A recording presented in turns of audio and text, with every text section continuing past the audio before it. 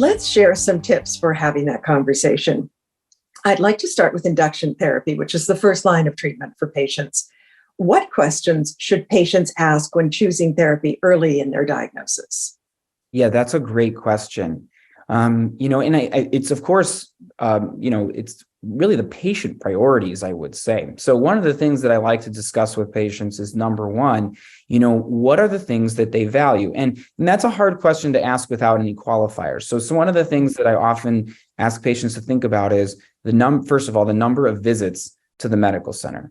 Certain therapies are weekly, certain therapies may actually decrease in frequency over time. So, if that is something, it's hard to travel, it's hard to get someone to take you or to come yourself, or you just don't want to be in the clinic as much, right? If that's, a number one priority, there are going to be certain therapies or regimens that may be better suited for that patient.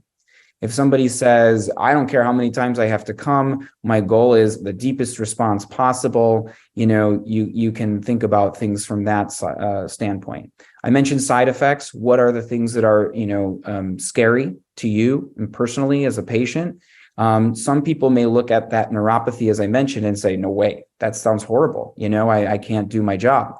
Other people would say, I already have some cardiac issues. I don't want to take that risk, right? So there are different side effects that we have to take into account. Especially when it comes to talking about transplant, there's not just the acute issues that we have to deal with in terms of side effects, but also long-term immunosuppression, meaning, the immune system is suppressed and there's a risk of infections, and that's going to be higher than if you had not gone to transplant. So those are, at least some of the things that I encourage patients to be thinking about. I would also say on top of that, patients may be approached about clinical trials.